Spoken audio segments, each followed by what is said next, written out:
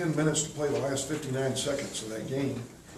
I think the crowd was pleased with that, but we're pleased to get a win. I thought we showed some improvement in the areas that we were deficient in against Charlotte. And Phil Johnson really had to do a number with these guys here the last few days because I was sick and wasn't here Thursday. And Friday didn't do much. And I thought our guys defensively in screen and roll coverage and staying between their guy and the basket for the most part was better, which is a credit to our team trying to improve late in the year. A lot of teams just aren't competing this time of the year. They've pitched it in. We don't know who we're going to play yet. We won't know until tonight. I'm sure it'll be somebody that has given us some problems somewhere along the way. We have had our challenges with those teams that are in that group of 9, 10, and who's going to finish in that area, 9, 10, 11, and looking at them. So they'll all be problematic.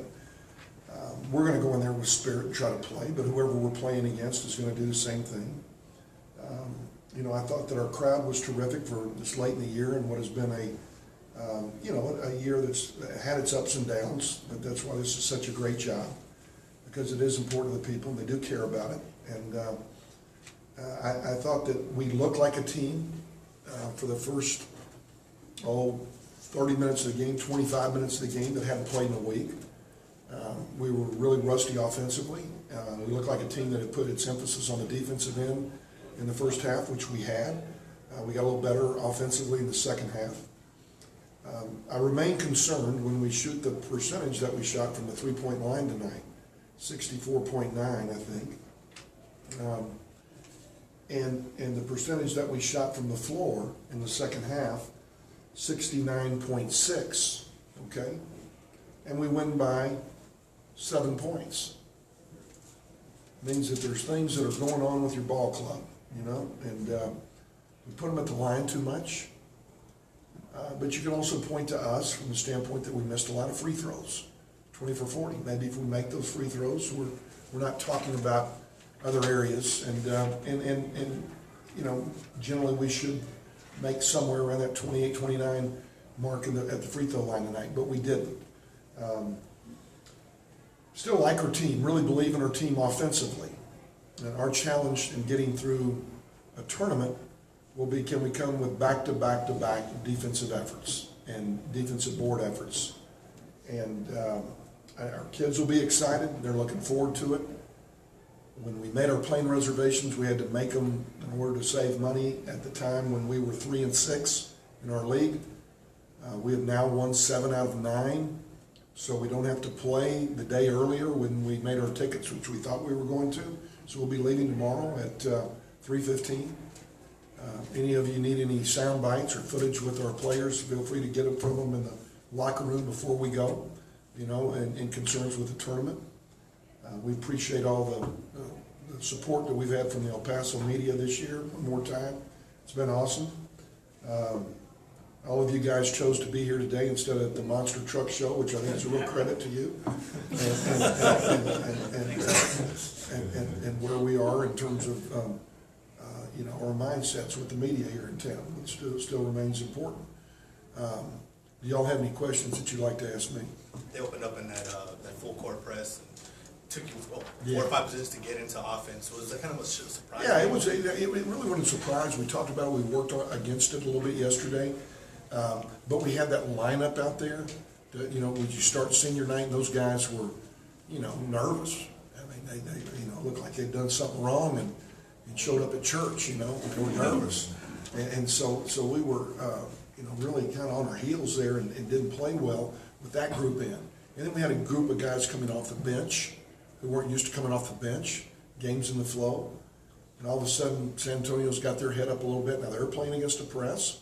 And everything's a little bit unusual on senior night. And I thought we had a lot of those moments tonight.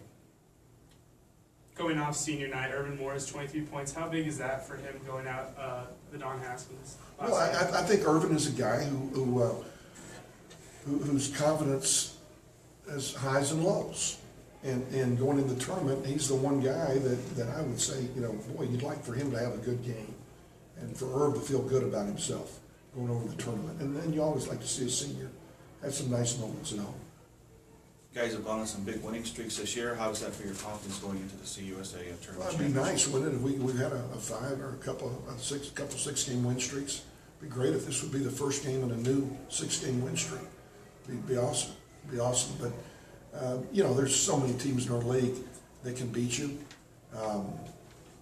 We've seen Rice go to Old Dominion and win. I think Old Dominion's terrific. Old Dominion's lost a bunch of 1-point games.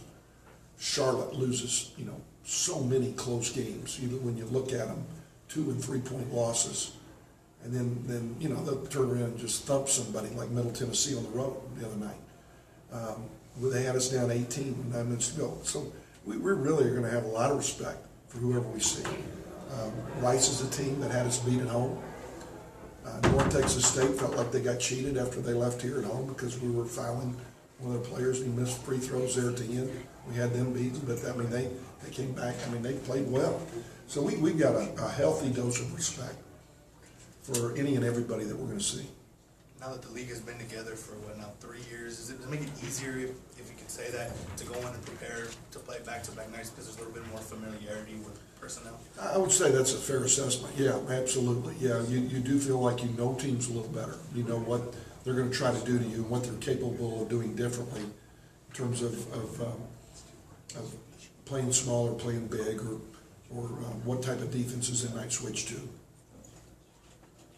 Has the struggle of the season kind of been, being streaky, winning 6 games twice in the season, losing 3 to 5 games? That up and down streak of winning a lot, losing a lot, has that been a real struggle?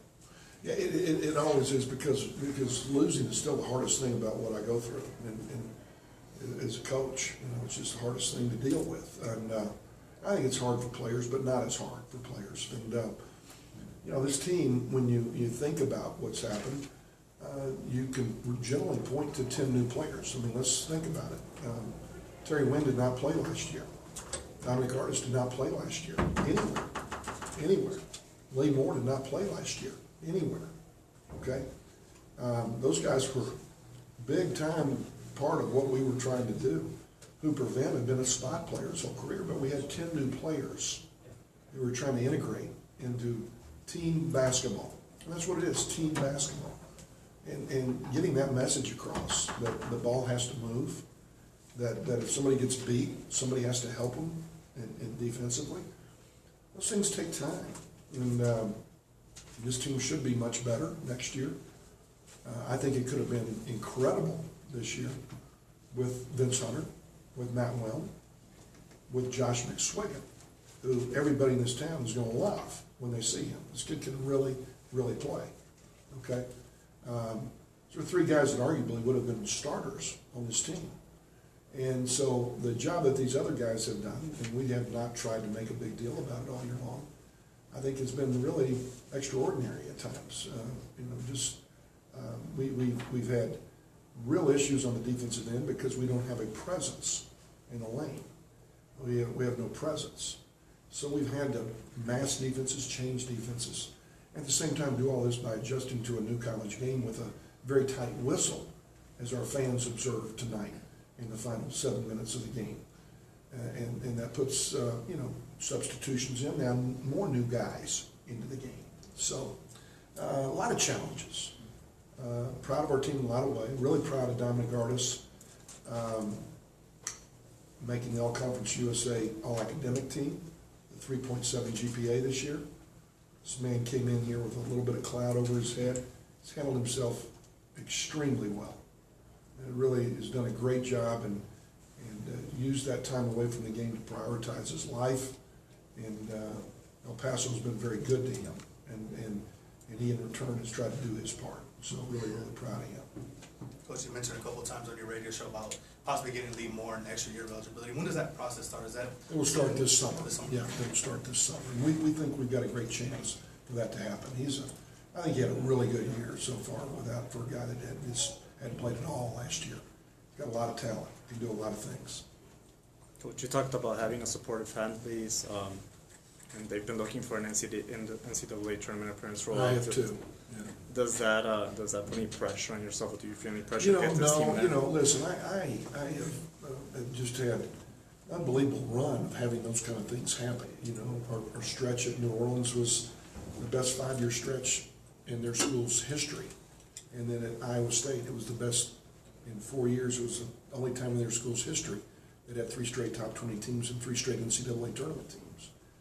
At USC, it was the only time in their school's history that they'd had 3 straight NCAA tournament teams and ranked teams and professionals. And, you know, we try not to look at it as a whole. I've tried to do my best to make sure that we have good people in this program and try to build it with freshmen for the most part. After it was, you know, inherited a situation with 11 seniors that first year. We had to completely start from scratch with all freshmen. So those next 2 years, you kind of expect that maybe it's not going to be right, you know, until you get it going. And then we had the gambling thing, you know, that third year when I thought we were going to be really, really good. I was really looking forward to this year because of what I mentioned earlier with McSwiggan and having Hooper in a complimentary backup role to Matt Wilm now in his 3rd year, you know, reaping the benefits of these red shirts. Vince Hunter as a junior with Terry Wynn as a freshman, giving support. Being able to redshirt Buddha, being able to redshirt, you know, Paul Thomas, let these guys grow and continue to build a program the right way. And it hadn't happened. It hadn't happened. But, you know, we feel like we're very, very capable and very, very proud of what we've tried to do and how we've tried to do it and how our kids have represented us. And we're going to continue to fight the good fight. And this year isn't over yet, last time I checked. All right. Thank you. Take care.